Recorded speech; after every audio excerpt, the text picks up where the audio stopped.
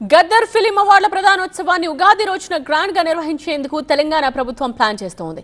కానీ విని ఎరుగని రీతిలో కార్యక్రమానికి ఏర్పాట్లు చేస్తోంది. 5వ తేదీకి గడువు ముగియడంతో నామినేషన్స్ వివరాలను గద్దర్ ఫిలిం అవార్డుల కమిటీ వెల్లడించింది. ఎంట్రీ సినిమాల స్క్రీనింగ్ ప్రక్రియ మొదలవడంతో ఏ సినిమాలకు గద్దర్ అవార్డ్స్ అందబోతున్నాయి అనేది ఆసక్తికరంగా ఉంది. 2025వ సంవత్సరానికి సంబంధించి గద్దర్ ఫిల్మ్ అవార్డ్స్ ప్రధానోత్సవాన్ని తెలంగాణ ప్రభుత్వం మార్చి 19న ఉగాది రోజు అందించబోతోంది.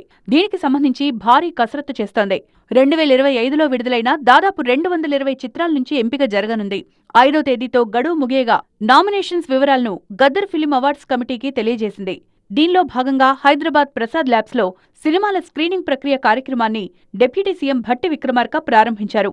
తెలుగు సినీ పరిశ్రమలోని అన్ని విభాగాలకు అవార్డులను ఇవ్వబోతున్నట్లు ఆయన ప్రకటించారు. ఉగాది రోజున గద్దర్ ఫిలిం అవార్డ్స్ ప్రధానోత్సవాన్ని ఘనంగా నిర్వహించాలని film development corporation chairman Dil రాజును ఆదేశించారు భట్టి విక్రమార్క.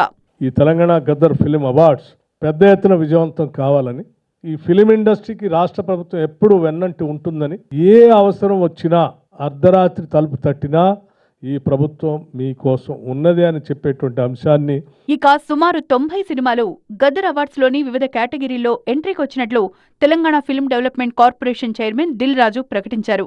వీటిలో 68 feature films, 22 short and other films ఉన్నాయని తెలిపారు. జ్యూరీ చైర్మన్స్, సభ్యులు మార్చి 5 లోపు సినిమాలను తిలకించి ఫైనల్ చేస్తారన్నారు దిల్ రాజు. మీరందరూ జ్యూరీ మెంబర్స్ మార్చి 5 లోపు ఇవన్నీ కంప్లీట్ చేసి ఇవ్వాలి. సో మార్చ్ 19th ఉగాది సందర్భంగా ఈ second year Telangana Gaddar film awards event జరగబోతుంది. గద్దర్తో అనుబంధాన్ని గుర్తు చేసుకున్నారు feature film awards committee chairman, ప్రముఖ సంగీత దర్శకులు మణిశర్మ.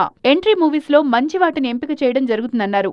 మొత్తంగా మార్చి 19న గద్దర్ ఫిలిం అవార్డ్స్ల ప్రధానోత్సవం అట్టహాసంగా నిర్వహించేందుకు తెలంగాణ ప్రభుత్వం ఏర్పాట్లు చేస్తోంది. అదే సమయంలో ప్రతిభ, పారదర్శకత ప్రాధాన్యంగా గద్దర్ ఫిలిం అవార్డుల ఎంపిక జరగనున్నట్లు ప్రకటించింది. అలాగే అవార్డ్స్ ఎంపికలో కేవలం వాణిజ్య అంశాలే కాకుండా సామాజిక అంశాలు కూడా ఉండేలా జాగ్రత్త తీసుకోవాలని ఫిలిం డెవలప్మెంట్ కార్పొరేషన్కు తెలంగాణ ప్రభుత్వం ఆదేశాలిచ్చింది.